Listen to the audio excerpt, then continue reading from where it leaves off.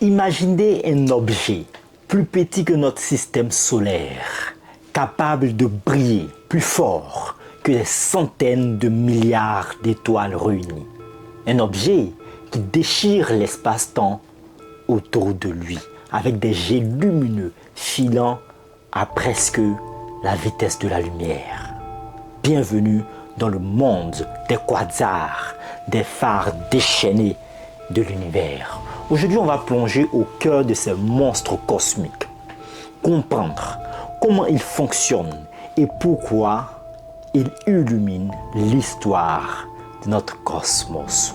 Préparez-vous, car ça va être lumineux. Let's go!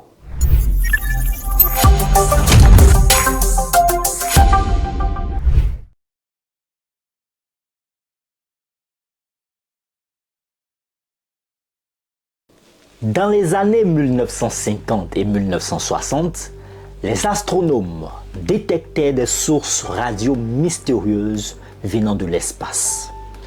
Elles semblaient petites, presque comme des étoiles, mais leur énergie défiait toute logique. Rien de connu à l'époque ne pouvait briller autant tout en restant si compact. On les appelait alors quasi-stellar radio source ou encore quasar. Le premier véritable quasar identifié fut le 3C273 et c'est l'astronome néerlando-américain Martin Schmid en 1963 qui fit le lien crucial. En étudiant le spectre de la lumière de cet objet, Schmid remarqua quelque chose d'incroyable. Des raies spectrales fortement décalées vers le rouge. Ce décalage indiquait que 3C273 était situé à plus d'1 milliard d'années-lumière de la Terre. Et pour émettre autant de lumière à cette distance, il devait être des centaines de fois plus lumineux que notre galaxie entière. Pour bien comprendre ce fait, imaginez une lampe de poche si puissante qu'elle pourrait éclairer toute une ville, mais multipliée par plusieurs milliards. Et pourtant, elle tient dans un espace plus petit que notre système solaire. C'est comme si une lampe de poche éclairait toute une galaxie, car les quasars sont les centres ultra actifs de galaxies lointaines. C'était exactement ce que les astronomes observaient avec ces quasars. Rapidement, d'autres quasars furent découverts.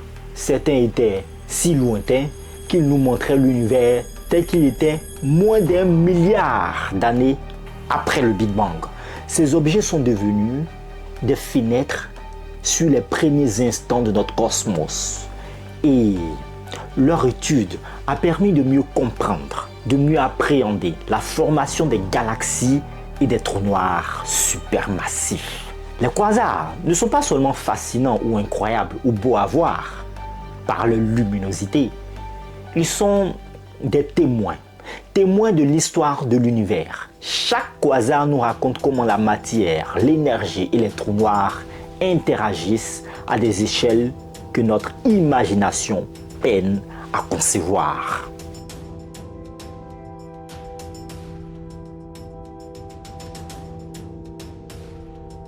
Alors, comment un objet si petit ou si compact peut briller plus fort qu'une galaxie entière? La réponse réside dans ce qu'on appelle le disque d'accrétion. Autour du trou noir supermassif qui forme le cœur du quasar, la matière, gaz de poussière, étoiles, tombe en spirale attirée par sa gravité extrême.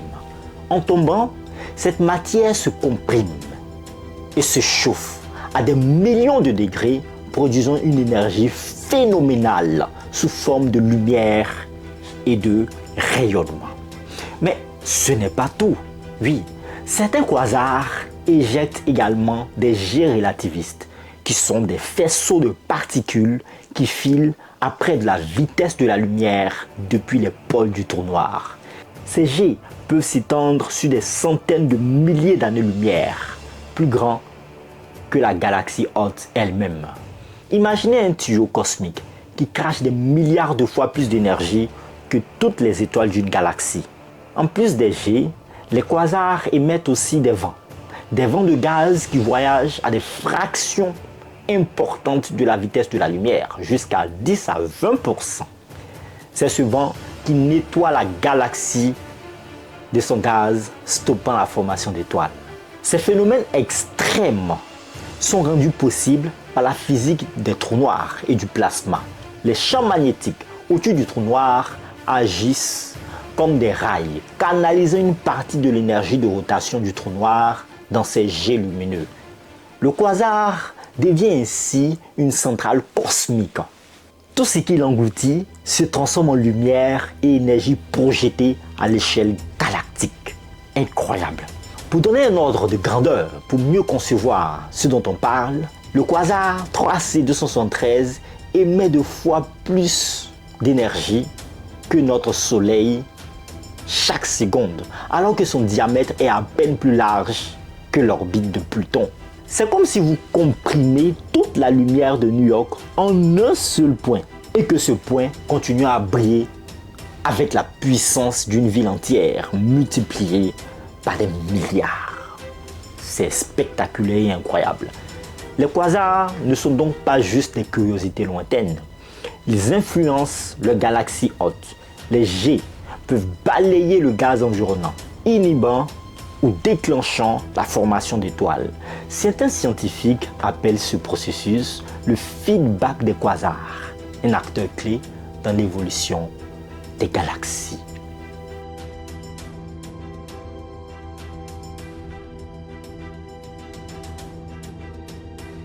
Les quasars ne sont pas juste des objets fascinants pour les astronomes. Ce sont des phares cosmiques qui nous éclairent sur l'histoire de l'univers. Pourquoi? Parce que la lumière d'un quasar a voyagé des milliards d'années avant de nous atteindre. Chaque photon que nous recevons est donc un messager du passé. J'espère que vous me suivez.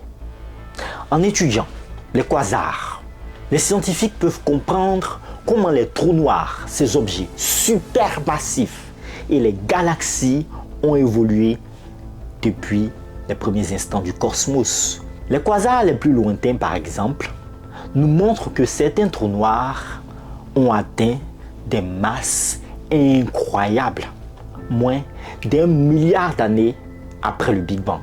Comment ont-ils pu grandir alors si vite? C'est encore une question ouverte, mais essentielle pour reconstruire l'histoire cosmique.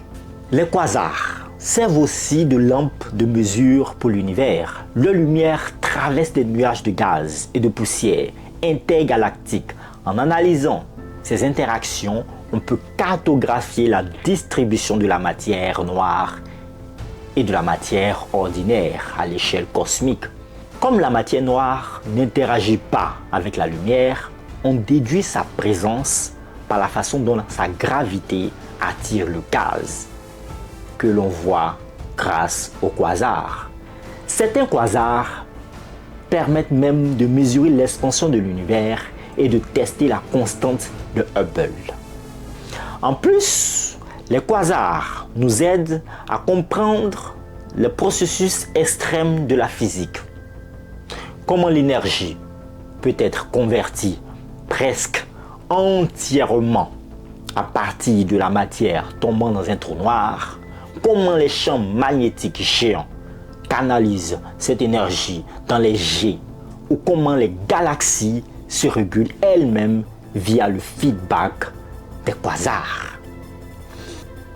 Pour bien comprendre tout ce que nous venons de dire, il faut savoir que les quasars ne sont pas juste de gros points lumineux au loin. Ce sont des laboratoires naturels, oui, et aussi des guides pour nos théories sur la formation des galaxies et l'évolution cosmique. Les quasars nous renseignent aussi sur la réionisation de l'univers. Ça veut dire le moment où les premières étoiles et quasars ont rallumé le cosmos en ionisant le brouillard d'hydrogène. Étudier les quasars, c'est littéralement lire l'histoire de l'univers comme un livre ouvert à travers ses phares les plus puissants.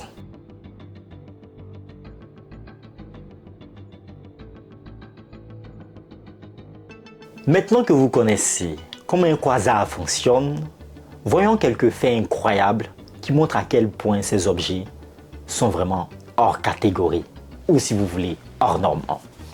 Le quasar 3C273, premier quasar identifié, brille avec une luminosité trillions de fois celle du Soleil, alors que son diamètre est à peine plus large que l'orbite de Pluton. Une véritable centrale cosmique, c'est incroyable. Le quasar le plus lointain connu, J0313-1806, se trouve à plus de 13 milliards d'années-lumière de la Terre. Et son trou noir supermassif a déjà une masse de 1,6 milliard de fois celle du Soleil, moins d'1 milliard d'années après le Big Bang. Comment un trou noir a-t-il pu grandir aussi vite? Vous vous êtes déjà posé la question? Eh bien, figurez-vous que c'est l'une des grandes énigmes de l'astrophysique. Certains quasars produisent des jets lumineux qui s'étendent sur plusieurs millions d'années-lumière, plus grands que les galaxies hautes. Ces jets peuvent influencer la formation d'étoiles dans leur galaxie et même au-delà. Enfin, certains quasars sont capables d'émettre des rayonnements extrêmes dans toutes les longueurs d'onde, du radio à l'infrarouge, en passant bien sûr par les rayons X et gamma. Leur puissance extrême en fait des laboratoires naturels pour tester la physique dans des conditions impossibles à reproduire sur Terre. Ces records montrent que les quasars ne sont pas seulement des curiosités lointaines, bien sûr que non. Ce sont des géants cosmiques qui façonnent l'univers, qui nous aident à comprendre l'histoire de la matière, de l'énergie et des galaxies.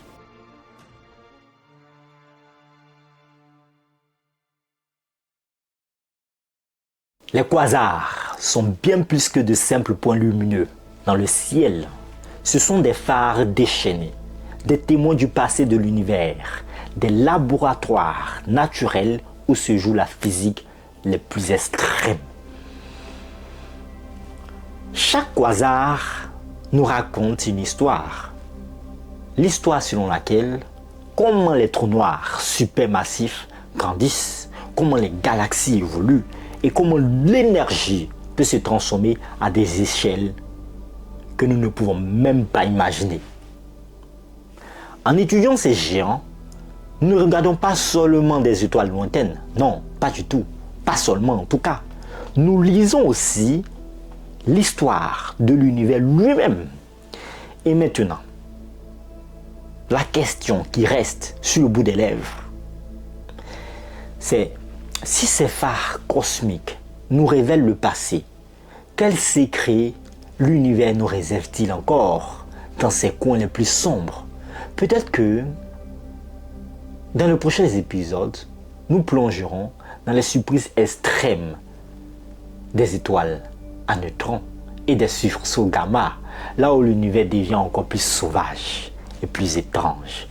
Mais avant d'aborder ces épisodes des étoiles à neutrons et tout, nous allons enclencher un deuxième épisode sur les quasars. Et pourquoi pas un troisième aussi, pour en faire une série. Merci de nous avoir suivis. J'espère que vous avez appris énormément de choses lors de cette vidéo. N'arrêtez jamais d'apprendre. C'est ce qui vous fait grandir. Au revoir.